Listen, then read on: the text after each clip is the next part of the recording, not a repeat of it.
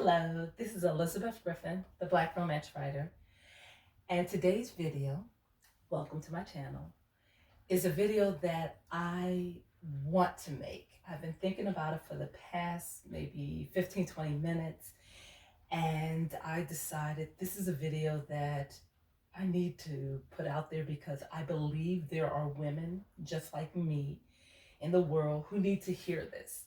So I am at home. It is New Year's Eve. I'm excited about the new year. However, I am home alone. My children are celebrating, and I'm thankful to that. But I find at the age of 59, I am single. I am alone. I don't have a companion. I don't have a mate. This is not a video crying for help, crying to be rescued, trying to be validated by anyone. It's a video that I want to present to you, just giving you an idea of my life and what I've gone through. So I have 4 amazing children, and with the help of family and friends, I was able to raise them to the best of my ability. And I believe they are doing well in life. They have their degrees in college, which is important to me. It may not be important to anyone else, but to me it's important. Education has always been important. So they are out enjoying their lives, celebrating with their friends, enjoying new employment, looking at job opportunities, and I am ecstatic. And I'm so truly, truly thankful to God for allowing me to raise my children, because I didn't want them to go to public school, because I went through the public school system, and it produced me, which is a statement, but I wanted an environment for my children that always encouraged learning and the love of learning. And so I chose Catholic schools. Only because it was affordable, and I thank God for that, because as the sole breadwinner of my family, trying to pay for rent and expenses and living expenses in addition to Catholic school education for 4 children is a lot. So I worked a lot of overtime. I worked 2-3 jobs. And as I said, if it wasn't for family, if it wasn't for my mother-in-law, if it wasn't for friends and cousins of my children and aunts and uncles and nephews, I would never have gotten to this point. And I'm so thankful to God for allowing me the opportunity to have these 4 children, to raise these 4 children.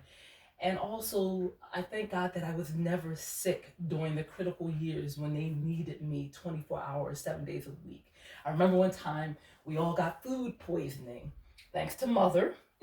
And Dr. Daniels told me what I did wrong. I left chicken out too long, thawing out on the counter, and then I cooked it, and we all got sick. So all of us were in the living room vomiting and throwing up and doing all those things that food poisoning does to your system. I called their pediatrician, and he gave me a medication to help my children. So I had to drag myself out of the house into the pharmacy and get the medicine and then feed all my children the medicine. And I wouldn't trade any of my time with my children for the world, because they gave me purpose, they gave me life, they gave me love, and I love them to this day, and they're taking care of me. The point of this video is that there is life after hard times, and the mistakes that you've made in the past, you can't continually beat yourself over the head because of those mistakes. When I mate for life, and that was my purpose and that was my intention. However, it didn't work out that way for me. So while other women are happily married or unhappily married, I am single. And for the past couple of months, my youngest son brought to my attention that I have been anxiety eating. So as you know, over the summer, I've been exercising and working out and putting all those videos out about how wonderful, amazing life is. And it is. But you also have the moment in your life where you get the slumps, where you start to feel depressed, like I should have somebody. What did I do to deserve being alone? And as I said, this is not a cry for help. This is not, oh, woe is me. This is a video just letting women know that, you know what? You define your life. You choose the things that are good for you, and you will make mistakes, and you will stumble, and you will fall. And I've done all of those. But thank God, thank family, thank friends that I am standing here today. And I don't have any makeup on because I wanted you to see me. I have been overeating, as I said. I gained about 10 pounds. And I did it because I was anxious. I was anxious about my job. I was anxious about bills and finance. I was anxious about being alone. I was anxious about all kinds of things. And as you know, I consume a lot of YouTube videos. I follow the gamut from the extreme to the not so extreme, male and female. I want to get a variety of opinions and ideas and thoughts and philosophies. So I listen to everyone and I take in what is useful and I throw out the rest. So the reason I'm dressed like this is because this is my favorite dress. I used to go out salsaing in it maybe, I don't know, 10, 15 years ago. And I haven't been dancing in a long time, but I find the dress still fits even with the 10 pounds overweight or overeating. So I wanted women to know that I'm 59 years old. I'll be 60 next year. I just turned 59 November. So I'll be 60 next year. And it is important to take care of your health, to take care of your mental and physical. And I have fallen off the wagon. I have been eating all kinds of junk food. I've eaten a little bit of vegetables and a little bit of fruit, but I haven't been doing what I normally do. My youngest son cooks for me and he cooks the beautiful meals and everything, but I need to not self-sabotage myself because I was going strong. I was doing all these things. I was exercising, jogging, all this. And you can see because of that, I still, even though I overate, I still am relatively fit. I just know that I need to stay on my purpose. I just know that I need to show self-control, show self-restraint, and not lose sight of what is important to me, and not let other people tell me, you've hit the wall. Yeah, I hit the wall. I went over it, did another one. And then some people could say that doesn't even apply to me because I had a family. I have a family. I have 4 children. I've done all those things. I've hit those milestones. But I find nearing the end of my life, there are things that I want. I do want a beautiful, healthy relationship. And yes, I may not appeal to a lot of men, and that's fine. All I need is one kind, sweet, gentle man to appreciate me for me. And let me tell you something. With age and with being alone for so long, I understand the importance of relationships. I understand the importance of looking at the other person and trying to make them happy and giving them space and letting them be themselves. And I value things now that I would not have valued in the past because I've been alone for so long. I value intimacy. I value being with someone. And I just wanted to put this out there for women who are in their 40s and their 50s and their 60s. You can design your own life. You can reinvent yourself.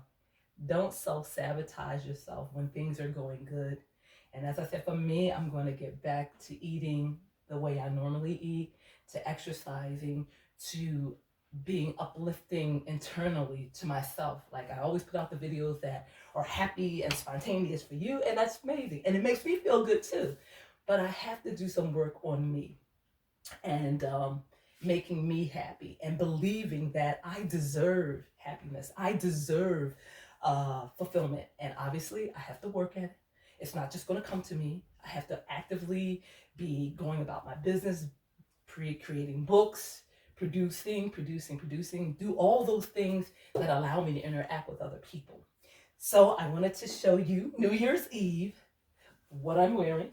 And this is pretty much for you. This dress is going to go back in the closet until an appropriate time comes when I can dress up and do that. And also, wear whatever hairstyle makes you comfortable. I grew up in the 70s. I'm a 60s baby, 1963. And I grew up in the 70s, and I'm starting to love the look of the 70s. And afros are my thing. And let me just share this with you. For a long time, when I first started wearing my hair with the afros and then straight, it was a war between, do I wear it straight and long with the weave, or do I wear the afro? Straight, afro, straight, afro, straight, afro. Guess what won? The afro one. So I can do both, but I feel so like myself, so emboldened, so outrageous and courageous with the afro. So I'm wishing you Happy New Year's, and thank you for supporting me as the romance writer. And I just wanted to share this to women, and men can also use this information. Apply it to your lives as well. When I listen to YouTube channels, I listen to the male content creators and the female content creators. I'm on the manosphere, the womansphere, I'm everywhere. And what I do is, if the information is directed towards men, I flip it around and I figure out, how can that help me? And I'll give you an example. I was listening to Cephas Cole, and he was talking about the 3 secret things that women like. And he mentioned skincare. And I said, well, that can apply to women too. He mentioned women love men that are physically fit and the physique. Well, I said, well, I'm a woman. I have a body. You know, I can be physically fit too. If it's attractive to men, then it's attractive to women. Then I'm trying to remember what the first thing he said. He also mentioned confidence. And I know that the older I get, the more confident I am and the more bolder I am. And part of that is because in creating videos for you, it allows me to express myself and to feel more confident. And I'm trying to think what else he said. The first thing he said that women truly love. Oh my God, my mind is going blank. It was very powerful. I might put it in the description box because I can't quite remember it first. But I know he mentioned your voice and your tonality and things like that. Oh, I remember what it was. Women aren't used to, according to him, hearing the word no. So when a man uses the word no, it shocks them, it startles them. And then it has them thinking and double thinking, why is he saying no? So I can flip that around too. Maybe I'll say yes to certain things that will shock him. Or like, yes, I'd like to go rock climbing. Yes, I'd like to go surfing. Yes, I'd like to go dancing. Yes, yes. So maybe where no shocks women, yes may shock men. I don't know. You let me know what you think. As always, thank you for supporting me on my platform. I hope I haven't rambled, but I wanted to share this video, and I pray that it helps someone. As always, I'm wishing you love, peace, joy, and happiness. Continue to follow me on all my platforms. Check out my Kindle Vella series, His Dangerous Obsession, because it's doing well, but it can always do better. And until next time, Happy New Year's. Love. Bye-bye.